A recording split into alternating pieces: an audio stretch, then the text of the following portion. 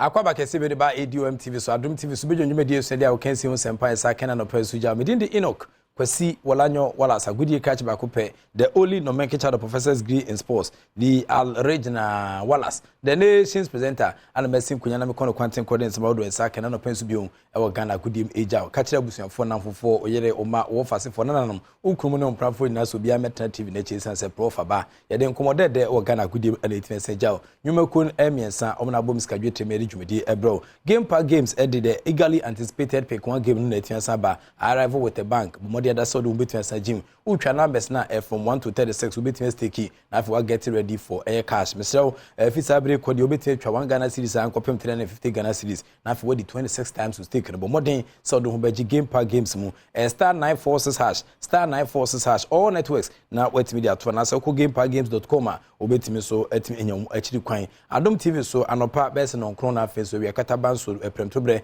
ye de draw no etimi sabro na fanyumre no nsia ya san de draw no etimi sabro a live draw ana mpempini etimi san todwa e wa hanom etimi sewa bomode da so de woni betimi sade echi na fa hu ba bia eno so eko game park games o simomula more power regulated by the National Authority etimi sewa onni mu fi ngotwe fa ho nyim chacha diwa wadwunu betimi ahyehye wetrim betimi asa akeka kakra na fa ni apuru so na ekoko etimi sewa na odi adwene kakra so etimi asa to se woto a game park games ene ho adanse ana medema no Kingdom Garlic Bitters ne Kingdom Garlic Capsules e do eta hwe no so etia badwama so obese obodo immune system no na gina printing dia na Kingdom Garlic Bitters bo modern da low blood pressure na tete cholesterol reduce sugar level no na fe so kwa no eboa anwane sade ado se twema no rumoja nyina mu se kama ema ne matimi to yedema Kingdom Garlic Bitters and Kingdom Garlic Capsules e do no eye adwuma setete on setimi ke bitia boa New Kingdom Ginseng Power Capsules e memeduro no be ma se benya do ba ne da hoi odi ante sa na de ache ma onsan ka New Kingdom Ginseng Power Capsules bitia bo adwuma best don hwero ha ene akiri na still gusu da so a wo bo adwuma pa New Kingdom Ginseng Power Capsules recommended for sexual weakness na fi waist pain no beton kwanta pa na fi mental stress produce extra yawale strength and say energy bitia aboa amabo adwuma amaniama etia kwedi amanti wo beje wo chairman dia New Kingdom Ginseng Power Capsules memeduro no ema ne toma mema no so ebeje anom na ede ayemo adwuma na aboa emi na asundue etia san befie eno epa hono tremendous capsules mane duro no eno so set me ke betia aboa white fita na so dey poor candidates se prapra himfio ema hoso twan sa asante a chemenken chairman ba na okaso ntua aboa wetua mo ho tremendous capsules na aboa ema ho aide kodokodoko ifm aide de ama eni kanika so etia san befie we mu ene sponsors ne mu etoturu ne twetwetwa wo mu ta kira aboa mena no pay ye de agokansi wo sempa esaka etimejao ye ka Kingdom no obetia from 0536149961 0536149961 na on a Kingdom Herbal Center from Painful yen twetwen komo yemwa emaniema 822 ye famao New Kingdom Home so aba wode dan akese a efe na fenso kwatiapo na all the modern touch ahia e wodan ho na bi wo mu e wo ho enti bo modern dad woni kire kropon just so wodu woni e chelate no so betia ka Kingdom Home Estate wapedan papa bi etia sato oti Ghana ha na wa ye adwuma enya sika bre na se wohwese ne ma esie kwa wopedan etia sato a Kingdom Home Estate ana betia boa ema ne ma etia tutu ye dia ma we mu ene sponsors ra motechira boa mena no pay ye den komo no so ejao a journey of 1,000 kilometers begins from our first step. Yes, I say Spanish La Liga matches ni between Santos of Las Palmas omo transfer Barcelona formerly na ho na Messi si akan omo etwa Las Palmas e kaminu Spanish La Liga sana matches ni between Santos of mo no ane de wonsunsan so kakra so 8 seja yenko Italian Serie A akensi no for ni fam na hwese na fishes no so besimi akọ ewo eye akensi 8 sepim Inter Milan beton se da fe Hellas Verona no machi se kan Frosinone to sa dia fre eye Monza na o machi Lecce beton se da fe Cagliari na fe Sassuolo o mane Fiorentina be se kan Empoli enso nyame adoma kwese da mne AC Milan bebo Torino ni Napoli bebo na Fiorentina ni Lazio e dia boso na Salernitana enso ni Juventus enso Asia Roma ene Atlanta e de bebo so ntiwei kwese da akensi ba medikan e de memeda akensi ne jade da se Inter Milan omne Hellas Verona and afenso Frosinone womso ene Monza ebebo Lecce ne Cagliari na fe Sassuolo wom ene Fiorentina ene de akensi ne betia boso nti we matches awdo betia pm Italy Montenso ye nti Tomantos ye bebobo se na akensi ne AC Elcon but yenkom na fe hwe 8 days more to the upcoming African Cup of Nations no Ghana eguso ahosese e de akọ la Côte d'Ivoire na yenhwe se na nema AC Elcon stadium makoma ba sensia ana nei wo ede ebe hosto akansi no agopama hodo nsia ya ma hodo e begina mu asi akan wa afcon ni mu no wo de woni kire bia ye ho a ehotwa ye pa e de di kan no Al Hassan Ouattara Stadium ɛwɔ Abidjan 40,000 capacity nso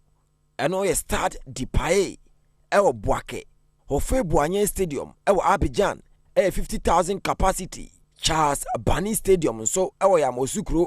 20,000 capacity. Wode wani kyerɛ San Pedro a agopama ne din de Laurent Poku 20,000 capacity. Ɛna ne krakra mu no Amadou Gom Coulibaly Stadium ɛwɔ Kohogo 20,000 capacity. Enti na se nkomo kakra ne yɛbɔ fa African Cup of Nations la Cote d'Ivoire betia saba so na we 2023 dia yɛbɔ no 2024 mu enti stadium makomako ba sensia ana omo edi host to akensi but yɛnkom quickly na Black Stars former coach Utuado edi nkomo kakra ba na asema okan na nsenya me adoma Black Stars of Ghana ekopiem e African Cup of Nations na se a yɛbetia pagya bonsu ano edi agena kunkum. Just as the same what I said about Adom, I think it's very, very important to look step by step. So you know, nowadays there are no weak teams and everybody can defend, and which makes it very, very difficult also for Ghana. And I think the first step is to qualify for the next stage, so to survive the group stage, to finish best as possible, maybe first, and to get it easier in the following rounds. That would be good. And but yeah, I think if Ghana starts with a win in the group stage, then anything is possible. But like I said, step by step, and it's a young team, they have to find together. It's not easy, you know, to put all the things together. And yeah, and at these championship, African championship, anything can happen. You know, no, like I said, there's no weak team anymore, and you have to earn your wins very, very hard. And so I think once we get a good start, it makes the following games easier. The team as such must know that, like, I think step by step thinking is far better. If your aims are too far away, it's difficult to fulfill because you have to work on a daily basis. You have to train hard. You have to win each game first, and then the rest will come. It doesn't make sense to think always about the cup or whatsoever. You have to do your homework first, you know. And it's a lot of work which you have to put in, and to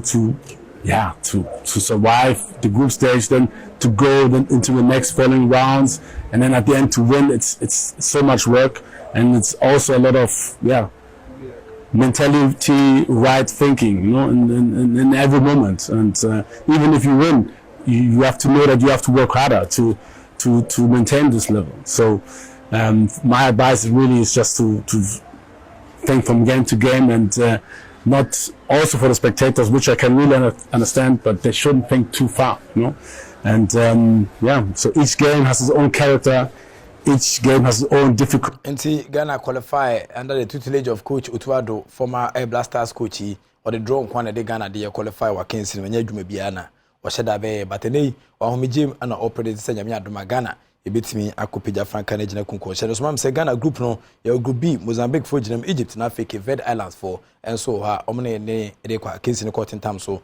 Media top feminine. Black Stars of Ghana, Meno Kase, Wakupimu Kumase, Omdia Sissin, Ego Sweat in time so, and former Kumakubes and Wichinaka. Na Vice President of the Ghana Football Association, Makado, HSM, the Black Stars, the best of preparation, beating Abua, Emma, Yamiadum, Cup of Nations, a case in the bed, the among. This time around, we have a new coach, obviously. The team is also slightly different in the context of the new additions that have come in. We have a lot more youthful team, but still seasons, a few of the seasoned players around. So, and also one thing you notice is that one of the things you notice is that we are pushing definitely to make sure that you don't hear any disciplinary issues. The Vice President of the Ghana Football Association, Adom, and Alternate Council didn't come also 18th century. Kodoko Fogo Professor Frederick Kasari, also boss Sabo control Fieni, and also Eka Blasters of Ghana squad, which I say we're in the current form, El Kodoko Kachi or League Rima, let's say Nika, and near Occupying Blasters, no, or Bessa Chenebobre. Last season was one of my best seasons. So if the AFCON could have happened that time, I think that I would have had an opportunity to be included in the team. And I believe also that if the AFCON could have happened maybe 2 months after, I believe I would have been included because I have now gotten a radium and Guadalajara and coming up. But however, those who are there deserves it. The 3 goalkeepers there are fantastic goalkeepers and they deserve it. So for now, all I have to do is to use them the best. And see, Frederick Asari no kodoko for goalkeeper no. Yeton Sunday after 55 months squad no can be. Na Ojide Pasenka o sa sentema nke nei Western University a 27 months squad no betia ko kan no aboa Emma Blasters etimi akoi bateni o wachira ono so ehwese na nema esieko. MTN FA Cup round of 32 fixtures no ana eno so mede wonkomo eja no ukom hwese na nema esieko na se teams no obi ani abre ehwe nim se nyame adoma omso ebetia sa akomanim enti eye Kasulugu Aruhes womne Carolina United ne beshia na afi power wa power womne Real Tamale United Brekum City emne tanobofo akwa enso Tamani Young Apostles bebo Brekum Chelsea ene ba for soccer academy na ebo Park Academy ene Bechem United beshia na afi so Namuru womso ene Aqua Bosco Young Madrid ene beshia bibia ni Gold Stars ne Asante Kotoko na afi Soccer Intellectuals womne Fijai Soccer Academy bebo Elimina Sharks ne Swedo Oblast na afi Sky FC womne Media Sporting Club bebo Nania ene Great Olympics bebo na afi Kofodia Esushen Yusuf Shepsa team no womne Lagos Cities ebebo na afi Accra Athletics womne Hoho United no so abo na afi so Heart of Lions so any teams bebo na afi Kofodia Simpe Football Club so any Vision Football Club Michael Sekre FA president the bodyguard ba kono no the team no ate so preso se nyame adoma the MTN FA Cup no ebeti atentam so medusia na madawase na machel p baabi a obi a hye no so say Kingdom Galley Beaters and Kingdom Galley Caps so doi ano enam setimi kan beti abom apomodon sem agina yi New Kingdom Jensen Power Caps so le memedro setimi kan bia bobo adwuma amaniama akoye edi ama obejo chairman afen so kwa no Tremendous Caps so ye manedro candidates white fit na so di po na chiwa prapra himfi ho me ho de amatim sampa ahenkwa ne nkofo hu nya no obi atimi boni team ko eje pene sampa esidi haide chairman twam na so kase unti oboa betua mo ho na oboa manyama etia ko ede ma Kingdom Home Estate edidan papa na etia samba so tia buchi oti Ghana ha pedan atia sa to a nya de afina akoto asase Kutu Foundation nya jewo Langas fi ne ho koniaba ombetete obso koto Kingdom Home Estate omodani bi edan papa bia eboama ni pass time ko yene bi ho nti mesew na oso etia ko pe bi ato na boa emaniama etia tutu ye de ma afi so kwa no Game Park Games womo enso de chacha so kwetua samba manfo di edi no enya asem keto kwa new year obedi amana yo da Game Park Games omo hyehyɛ amode abai odi ho jima no so betia boa emaniama atutu ye de ma we mo ene sponsors mo tututu na etwitwa mo tachire boa mana no pai ye de agokensi mo sempa nsaka etimijaw within the profiki wala sa gudi catch back up and I'm generally of course evidence based presentation etimijaw rather than ni manya okese if be nda soni emfa nko be be da so the act of being a good guest is to know to say goodbye.